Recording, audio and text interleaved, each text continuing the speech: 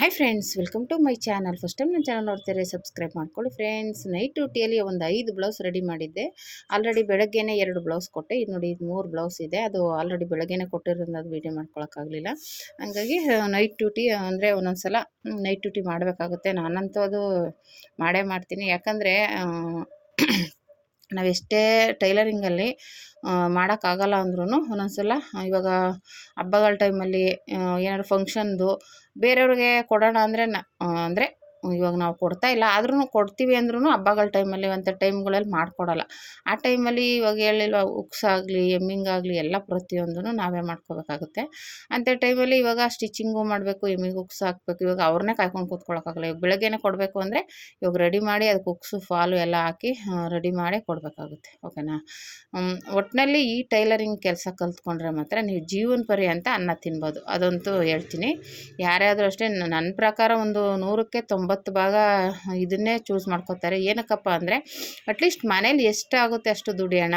ಇವಾಗ ಹೊರಗಡೆ ಹೋದರೆ ಟೈಮ್ ಕರೆಕ್ಟಾಗಿ ಹೋಗಬೇಕು ಬರಬೇಕು, ಆಮೇಲೆ ಮನೆ ಕೆಲಸಗಳು ಮಾಡೋಕ್ಕಾಗಲ್ಲ, ಅಲ್ಲೇ ಟಯರ್ಡ್ ಆಗಿಬಿಟ್ಟಿರುತ್ತೆ. ಇವಾಗ ಇಲ್ಲಾದರೆ ನಾವು ಇವಾಗ ನೋಡಿ, ಒಂದು ಸ್ವಲ್ಪ ಹೊತ್ತು ಇವಾಗ ನೈಟ್ ಡ್ಯೂಟಿ ಮಾಡಿ ಬೆಳಗ್ಗೆ ಸ್ವಲ್ಪ ಲೇಟಾಗಿ ಎದ್ದರೂ ಯಾರೂ ನಮ್ಮನ್ನು ಕೇಳಲ್ಲ. ಓಕೆನಾ. ಆಮೇಲೆ ಎದ್ದು ನಮ್ಮ ಮನೆ ಕೆಲಸ ನಾವು ಮಾಡಿಕೊಂಡು ಮಾಮೂಲಿ ಮಾಡ್ಬೋದು, ಮೇಂಟೈನ್ ಮಾಡ್ಬೋದು, ಆ ಥರ ಇರುತ್ತೆ. ಮತ್ತು ಇನ್ನೊಂದು ಏನಪ್ಪ ಅಂದರೆ, ಇದು ಸ್ವಲ್ಪ ಕೆಲಸ ಇವಾಗ ಸ್ಲೋ ಆಗಿ ಮಾಡ್ತಾ ಇರ್ತೀರ, ಮಾಮೂಲಿ ಮಿಷಿನ್ ತೊಗೊಂಡು ಅಂದರೆ ಸ್ಟಿಚಿಂಗ್ ಎಲ್ಲ ಚೆನ್ನಾಗಿ ಮಾಡ್ತಿರ್ತೀರ ಅನ್ನೋರು ಈ ಥರ ಜಾಕ್ ಮಿಷಿನ್ ತೊಗೊಳ್ಳಿ, ತುಂಬಾ ಚೆನ್ನಾಗಿದೆ. ನಾನು ಅದಕ್ಕೆ ಇವಾಗ ತೊಗೊಂಡೆ. ಸ್ವಲ್ಪ ಕೆಲಸ ಫಾಸ್ಟಾಗಿ ಆಗುತ್ತೆ. ನಾವು ಹೊಲಿತಾ ಇದ್ದೀವಿ ಅಂತಲೇ ಫೀಲ್ ಆಗೋಲ್ಲ, ಅಷ್ಟು ಸ್ಮೂತಾಗಿ ಹೋಗುತ್ತೆ, ಸೌಂಡ್ ಇಲ್ಲ, ಒಂಥರ ತುಂಬಾ ಖುಷಿಯಾಗುತ್ತೆ. ನಾವು ಹೊಲಿತಾ ಇದ್ದೀವಿ, ಸ್ಟಿಚ್ ಮಾಡಿದ್ದೀವಿ ಅಂತಲೇ ಅನಿಸಲ್ಲ. ನನಗಂತೂ ತುಂಬ ಫೀಲ್ ಆಯಿತು. ಬೇರೆ ಆ ಮಿಷಿನಲ್ಲಿ ಹೊಲಿವಾಗ ಒಂಥರ ಕಷ್ಟ ಅಂತ ಫೀಲ್ ಆಗೋದು. ಅಯ್ಯೋ ಹೊಲಿಬೇಕಲ್ಲಪ್ಪ, ಈ ಬ್ಲೌಸು ಆ ಬ್ಲೌಸು ಅನ್ಸೋದು. ಇದರಲ್ಲಿ ಹೊಲಿತಾ ಇದ್ದು ಇನ್ನೂ ಹೊಲಿಯೋಣ ಅನಿಸುತ್ತೆ. ಅಷ್ಟು ಸ್ಮೂತಾಗಿ ಹೋಗುತ್ತೆ. ಅಂದರೆ ಫಸ್ಟ್ ಟೈಮ್ ನಾನು ಈ ಥರ ಮಿಷಿನಲ್ಲಿ ಹೊಲಿತಾ ಇರೋದ್ರಿಂದ ಹಂಗೆ ಅನಿಸುತ್ತೆ, ಏನೋ ನಂಗೆ ಗೊತ್ತಿಲ್ಲ. ಒಟ್ಟಿನಲ್ಲಿ ತುಂಬಾ ಫೀಲ್ ಆಗುತ್ತೆ. ಹೊಲಿತಾ ಇದ್ರೆ ಇನ್ನೂ ಹೊಲಿಯೋಣ ಅನಿಸುತ್ತೆ. ಹಂಗಾಗಿ ಯಾರಾದರೂ ಈಗ ಸ್ವಲ್ಪ ಕಲಿತು ಚೆನ್ನಾಗಿ ಬಟ್ಟೆಗಳು ಬರ್ತಾಯಿದೆ ಅಂತ ಅನ್ನೋರು ಬೇಕಾದರೆ ಈ ಥರ ಮಿಷಿನ್ಗೆ ಚಾಯ್ಸ್ ಮಾಡ್ಕೊಳ್ಳಿ. ಅಮೌಂಟು ಸ್ವಲ್ಪ ಜಾಸ್ತಿನೇ, ಆದರೆ ಏನು ಮಾಡೋಕ್ಕಾಗಲ್ಲ. ಇವಾಗ ಕೆಲಸ ಮಾಡ್ತೀವಲ್ವ, ಸ್ವಲ್ಪ ಇದರಲ್ಲಿ ಸಂಘಗಳಲ್ಲೋ ಎಲ್ಲ ಒಂದು ಸ್ವಲ್ಪ ತಗೊಂಡು ತಿಂಗಳ ಕಟ್ಕೊಂಡು ಹೋಗೋ ಥರ ಮಾಡ್ಕೊಳ್ಳಿ. ಅದೇ ದುಡ್ಡಲ್ಲಿ ದುಡ್ದು ನೀವು ಅದನ್ನೇ ಮೇಂಟೈನ್ ಮಾಡಿಕೊಂಡು ಮಾಡ್ಬೋದು. ಆಮೇಲೆ ಕೆಲಸನೂ ಫಾಸ್ಟಾಗಿ ಆಗುತ್ತೆ, ನಾವು ಬೇರೆ ಕೆಲಸದ ಕಡೆ ಗಮನ ಕೊಡ್ಬೋದು. ನಾನು ಇವಾಗ ಈ ಮಿಷಿನ್ ಚಾಯ್ಸ್ ಮಾಡಿದ್ದೆ, ಅದಕ್ಕೆ ಕೆಲಸದವ್ರು ಸರಿಯಾಗಿ ಸಿಗಲ್ಲ. ಇವಾಗ ಆಲ್ರೆಡಿ ಇದ್ದಾರೆ ಒಬ್ಬರು, ಹೆಮ್ಮಿಂಗು ಉಕ್ಸು ಫಾಲೆಲ್ಲ ಹಾಕ್ಕೊಡ್ತಾರೆ. ಅಂದರೆ ಒಂದೊಂದು ಟೈಮಲ್ಲಿ ಇವಾಗ ಅವರು ಇಲ್ಲದೇ ಇದ್ದಾಗ ನಾವೇ ಮಾಡ್ಕೋಬೇಕಾಗುತ್ತೆ.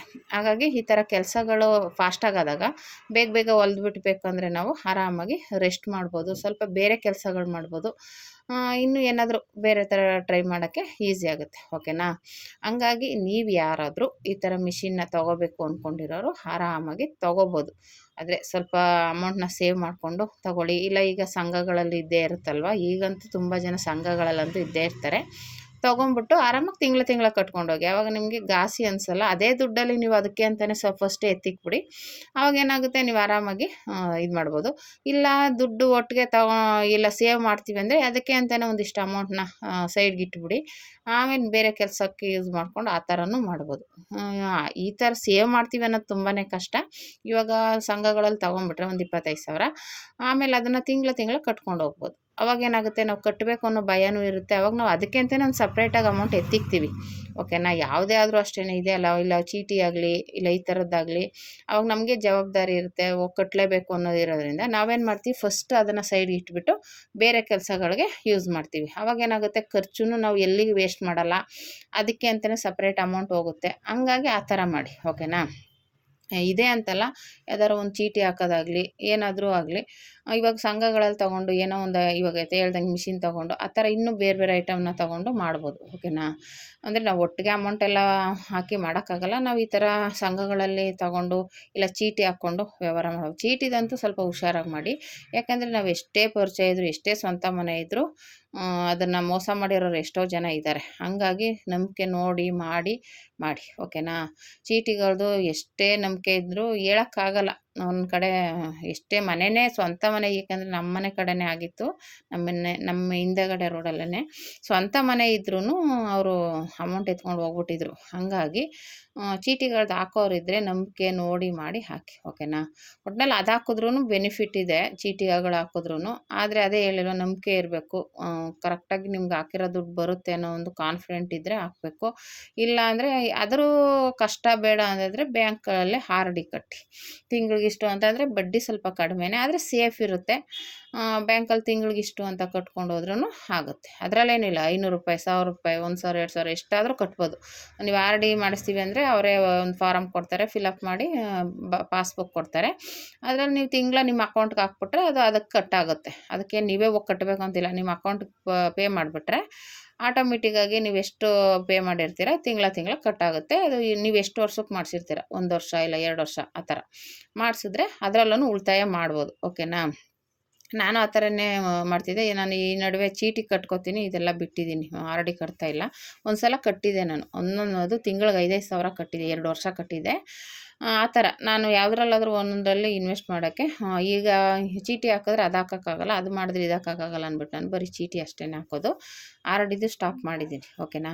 ಹಂಗಾಗಿ ನೋಡಿ, ನಿಮ್ಮ ಕೈಲಿ ಆದಂಗೆ ಹೆಂಗೆ ಕೆಲಸ ನಿಮ್ಗೆ ಹೆಂಗೆ ಬರುತ್ತೆ ಅದನ್ನು ನೀವೇ ಡಿಪೆಂಡ್ ಮಾಡಬೇಕಾಗುತ್ತೆ. ನಾವೇ ಅದನ್ನ ಇಂಪ್ರೂವ್ ಮಾಡ್ಕೋಬೇಕು.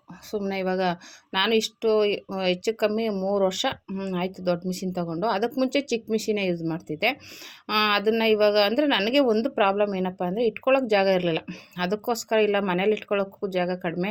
ಅಂಗಡಿಲಂತೂ ನೋಡಿದ್ದೀರಲ್ಲ ಇಷ್ಟೇ. ಆಲ್ರೆಡಿ ನಾನು ಅಂಗಡಿ ವೀಡಿಯೋ ಹಾಕಿದ್ದೀನಿ, ಬೇಕಾದ್ರೆ ಇನ್ನೂ ಒಂದು ಸಲ ವೀಡಿಯೋ ಮಾಡ್ತೀನಿ. ಇವಾಗ ಎಷ್ಟು ಜಾಗ ಇದೆ ಅಂದರೆ ಚಿಕ್ಕ ಜಾಗದಲ್ಲೇ ನಾನು ಇವಾಗ ಇದೊಂದು ಮಿಷಿನ್, ಇದೊಂದು ಸ್ವಲ್ಪ ದೊಡ್ಡದಿರೋದ್ರಿಂದ ಮಿಷನ್ನು, ಇದೊಂದು ಮಿಷಿನ್ಗೆ ತುಂಬ ಜಾಗ ಇಟ್ಕೊಂಡ್ಬಿಡುತ್ತೆ, ಓಕೆನಾ. ಹಂಗಾಗಿ ಸ್ವಲ್ಪ ಕಷ್ಟನೇ ಆಗುತ್ತೆ, ಆದ್ರೂ ಪರವಾಗಿಲ್ಲ, ಅಡ್ಜಸ್ಟ್ ಮಾಡೋಣ ಅಂದ್ಬಿಟ್ಟು ನಾನು ಮಿಷಿನ್ ತೊಗೊಳ್ಳೇಬೇಕು ಅಂತ ಡಿಸೈಡ್ ಮಾಡಿ ಇರೋ ಮಿಷಿನ್ನ ಮನೇಲಿ ಇಟ್ಬಿಡೋಣ, ಜಿಗ್ಜಾಗು ಮತ್ತು ಹೊಲಿತಿದ್ದ ಮಿಷಿನ್ನ. ಇನ್ನೊಂದು ಮಿಷಿನ್ ಇದೆ, ಅಂದರೆ ಅಮ್ಮ ಕೊಡಿಸಿರೋ ಮಿಷಿನ್ ಅಂತ ಸೆಂಟಿಮೆಂಟಾಗಿ ಇಟ್ಕೊಂಡಿದ್ದೀನಿ. ಅದು ಚಿಕ್ಕ ಮಿಷಿನು, ಸಿಂಗಾರ್ ಅಂತ, ಸಿಂಗಾರ್ ಕಂಪ್ನಿದು ಚಿಕ್ಕದು. ಅದನ್ನು ಬಂದುಬಿಟ್ಟು ನನ್ನ ತಂಗಿ ಮಗಳು ಹೊಲಿತೀನಿ ಅಂತ ಇದ್ಲು, ಅಂದರೆ ಆಲ್ಟ್ರೇಷನ್ ಬಟ್ಟೆಗಳು ಹೊಲ್ಕೊಳಕ್ಕೆ ಬೇಕು ಅಂತ ಇದ್ದರು. ಹಂಗಾಗಿ ಅವ್ರಿಗೆ ಕೊಟ್ಬಿಡೋಣ ಅಂತ ಅಂದ್ಕೊಂಡಿದ್ದೀನಿ. ಅವಾಗ ಏನಾಗುತ್ತೆ, ನಮಗೆ ಜಾಗ ಫ್ರೀ ಆಗುತ್ತೆ. ಇವೆರಡು ಮಿಷಿನ್ ಇಲ್ಲಿ ಇಟ್ಕೊಂಡು ಅಕಸ್ಮಾತ್ ಎಮರ್ಜೆನ್ಸಿ ಆದರೆ ಮನೇಲೂ ಹೊಲಿಬೋದು ಯಾವಾಗಲಾದರೂ ಅಂದ್ಬಿಟ್ಟಿದೆ, ಇಟ್ಕೊಂಡಿದ್ದೀನಿ. ಹಂಗಾಗಿ ನೀವು ಯಾರಾದರೂ ಇವಾಗ ಸ್ಟಿಚ್ ಮಾಡ್ತಾ ಇರ್ತೀರ, ಸ್ವಲ್ಪ ಇನ್ನೂ ಸ್ವಲ್ಪ ಇಂಪ್ರೂವ್ ಮಾಡ್ಕೋಬೇಕು ಅನ್ನೋರು ಈ ಥರ ಮಿಷಿನ ತೊಗೋಬೋದು, ಓಕೆನಾ. ನಾನು ಹೇಳ್ದಾಗೆ ಆಗಲೇ ಹೇಳಿದ್ನಲ್ಲ, ಸ್ವಲ್ಪ ಸಂಘಗಳಲ್ಲೋ ಇಲ್ಲ ಯಾವುದಾದ್ರೂ ಚೀಟಿ ಗೀಟಿ ಹಾಕಿದರೆ ತೊಗೊಂಡು ಇನ್ವೆಸ್ಟ್ ಮಾಡಿ, ಏನು ತೊಂದರೆ ಇಲ್ಲ. ಇದರಲ್ಲಿ ಆಮೇಲೆ ಇವಾಗ ಇನ್ವೆಸ್ಟ್ ಮಾಡಿದ್ವಿ ಅಂತ ಕೊರಗೋಗಿಲ್ಲ. ಇವಾಗ ಡೈಲಿ ಕೆಲಸ ಮಾಡ್ತಾನೆ ಇರ್ತೀವಿ, ನಾವು ಇರೋವರೆಗೂ ಕೆಲಸ ಮಾಡ್ಬೋದು ಈ ಮಿಷಿನಲ್ಲಂತೂ. ಆಮೇಲೆ ಡೈಲಿ ಹೆಚ್ಚಾಗಿ ಮಾಮೂಲಿ ಹೊಲಿಯೋದಕ್ಕಿಂತ ಜಾಸ್ತಿ ಹೊಲಿದ್ರೆ ಇನ್ನೂ ಆರಾಮಾಗುತ್ತೆ, ಓಕೆನಾ. ಹಂಗೆ ನೈಟು ಹೊಲಿತಾ ಇರಬೇಕಾದ್ರೆ ಮಾಮೂಲಿ ಹೊಟ್ಟೆ ಹಸುವಾಗುತ್ತಲ್ಲ, ಬಾಳೆಹಣ್ಣು ಇಟ್ಕೊಂಡಿದ್ದೆ, ಬಾಳೆಹಣ್ಣು ತಿಂದೆ.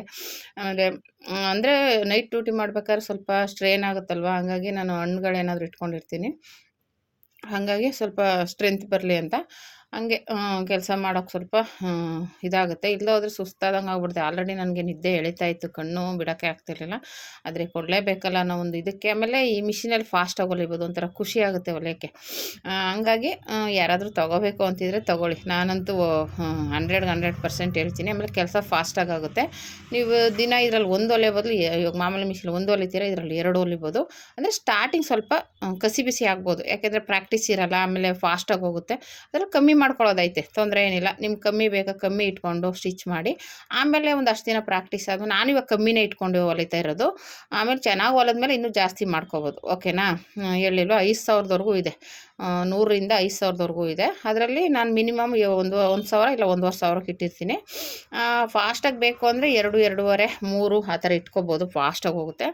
ಅದೇ ಹೇಳ್ದಂಗೆ ಸ್ವಲ್ಪ ಬ್ಲೌಸ್ಗಳೆಲ್ಲಾದರೆ ನೆಕ್ಗಳೆಲ್ಲ ಸ್ವಲ್ಪ ಕ್ರಾಸಾಗಿ ತಿರುಗ್ಸೋಕ್ಕೆಲ್ಲ ಸ್ವಲ್ಪ ಕಸಿ ಬಿಸಿ ಆಗಬಾರ್ದು, ಸ್ವಲ್ಪ ಪ್ರಾಕ್ಟೀಸ್ ಆಗಲಿ ಅಂತ ನಾನು ಕಡಿಮೆನೇ ಇಟ್ಕೊಂಡು ಸ್ಟಿಚ್ ಮಾಡ್ತಾ ಇರೋದು. ಆದರೆ ನಾನು ಆಲ್ರೆಡಿ ಮಾಮೂಲಿ ಮಿಷಿನಲ್ಲಿ ಹೊಲ್ದಿರೋದ್ರೆ ನಮಗೇನು ಡಿಫ್ರೆನ್ಸ್ ಏನು ಅನಿಸಲ್ಲ. ಆದರೆ ಸ್ವಲ್ಪ ಫಾಸ್ಟು ಕಡಿಮೆ ಮಾಡ್ಕೊಂಡು ಹೊಲಿತಾ ಇರೋದು ಅಷ್ಟೇ. ಆಮೇಲೆ ಹೊಲಿತಾ ಫಾಸ್ಟ್ ಮಾಡ್ಕೊಳ್ಳೋಣ ಅಂದ್ಬಿಟ್ಟು ಮಾಡ್ತಾಯಿದ್ದೀನಿ. ಹೀಗಾಗಿ ಒಂದು ಕಡೆ ಮಿಷಿನ್ ತೊಗೊಂಡಿರೋ ಖುಷಿ, ಹಾಗೆ ಕೆಲಸ ಮಾಡೋಕ್ಕೂ ಖುಷಿ, ಮತ್ತು ಆಮೇಲೆ ಫಾಸ್ಟಾಗಿ ಆಗುತ್ತೆ ಅನ್ನೋದು ಒಂದು ಖುಷಿ ವಿಚಾರನೇ. ಹಾಗಾಗಿ ಇದರಲ್ಲಿ ತುಂಬ ಬೆನಿಫಿಟ್ಟು, ಎನರ್ಜಿಯಾಗಿರುತ್ತೆ ಆ ಥರ. ಹಂಗಾಗಿ ನೀವು ಆರಾಮಾಗಿ ತೊಗೋಬೋದು, ಓಕೆನಾ. ಹಂಗಾಗಿ ಈ ಥರ ಟೈಲರಿಂಗ್ ಕೆಲಸ ಮಾಡೋರು ಏಕಾಏಕಿ ತೊಗೊಳೋದು ಬೇಡ. ನನಗೆ ಇನ್ನೂ ಒಂದು ಉದಾಹರಣೆ ಏನಪ್ಪ ಅಂದರೆ, ನನ್ನ ಹತ್ರ ಅವ್ರು ಕೇಳೋಕೆ ಬಂದು ನಮ್ಮ ಕಸ್ಟಮರೇನೆ ಅವರು ಆಲ್ಟ್ರೇಷನ್ ಮಾಡೋಕ್ಕೆ ಸೆಕೆಂಡ್ ಹ್ಯಾಂಡ್ ಮಿಷಿನ್ ಬೇಕು ಅಂದ್ಕೊಂಬಂದಿದ್ರಾ. ಅದು ಬಂದುಬಿಟ್ಟು ನಾನು ಮಾಮೂಲಿ ಮಿಷಿನ್ ತೊಗೊಬಂದಲ್ಲ, ಅಲ್ಲೇ ಹೇಳ್ದೆ ಅವ್ರಿಗೆ ಅಡ್ರೆಸ್ನ. ಆದರೆ ಅವರು ಸೆಕೆಂಡ್ ಹ್ಯಾಂಡಲ್ಲಿ ತೊಗೊಂಡಿಲ್ಲ, ಇದೇ ಥರದ್ದೇ ಮಿಷಿನ್ ತೊಗೊಬಂದಿದ್ದಾರೆ, ದೊಡ್ಡ ಮಿಷಿನೇ 20,000. ಆಮೇಲೆ ಬಂದು ನನಗೆ ಒಂದು ಸಲ ಏನಕ್ಕೋ ಬಂದಾಗ ಹೇಳಿದ್ರು. ಕೇಳಿದೆ ನಾನು, ಕೇಳ್ತಿದ್ರಲ್ಲ ತೊಗೊಬಂದ್ರಾ ಅಂದರೆ, ಇಲ್ಲ ಸೆಕೆಂಡ್ ಹ್ಯಾಂಡ್ ತೊಗೊಂಡಿಲ್ಲ, ನಾನು ದೊಡ್ಡ ಮಿಷಿನೇ ತೊಗೊಂಡೆ, ಜುಕ್ಕಿನೇ ಅಂತ ಅವರೇ ಇದ್ದಾರೆ. ಅಂದರೆ ನೋಡಿ, ನಾವು ಡೈಲಿ ಹೊಲಿತಿದ್ದವರೇ ಮನ್ಸು ಮಾಡಿರಲಿಲ್ಲ ಅವಾಗ. ತುಂಬ ದಿನವೇ ಆಯಿತು ಅವ್ರು ಹೇಳಿ.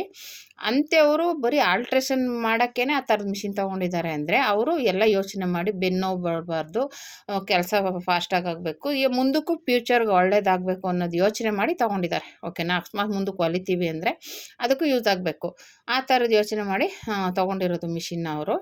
ಹಂಗಾಗಿ ನಾನು ಅದನ್ನೇ ಹೇಳ್ತಾ ಇರೋದು. ಇವಾಗ ನಾವಂತೂ ಆಲ್ರೆಡಿ ಹೊಲಿತೀವಿ, ಹೊಲಿಯೋದಂತೂ ಸ್ಟಾಪ್ ಮಾಡೋಕ್ಕಾಗಲ್ಲ. ಹಂಗಾಗಿ ನಮಗಂತೂ ಹಿಂಗೆ ಟೈಲರ್ಗಳಿಗಂತೂ ಹೆಲ್ಪ್ ಆಗೇ ಆಗುತ್ತೆ. ಓಕೆನಾ. ಹಂಗಾಗಿ ತೊಗೊಂಡು ಯೂಸ್ ಮಾಡ್ಕೋಬೋದು. ನನಗಂತೂ ತುಂಬಾ ಖುಷಿಯಾಗಿ ಅದಕ್ಕೆ ತೊಗೊಂಡಿದ್ದೀನಿ. ನೀವು ಯಾರಾದರೂ ತೊಗೊಳ್ಳೋರಿದ್ದರೆ ತೊಗೊಳ್ಳಿ. ಇದು ಅಡ್ರೆಸ್ ಕೇಳ್ತಾಯಿದ್ರು. ಇದು ಬಂದುಬಿಟ್ಟು ಮಾಗಡಿ ರೋಡು, ಬೆಂಗಳೂರಲ್ಲಿ ಪ್ರಸನ್ನ ಥಿಯೇಟ್ರು ಹಿಂದೆಗಡೆನೇ ಬರುತ್ತೆ. ಓಕೆನಾ. ಮಧು ಸೇವಿಂಗ್ ಸೊಲ್ಯೂಷನ್ ಅಂತನೇನೋ ಇದೆ.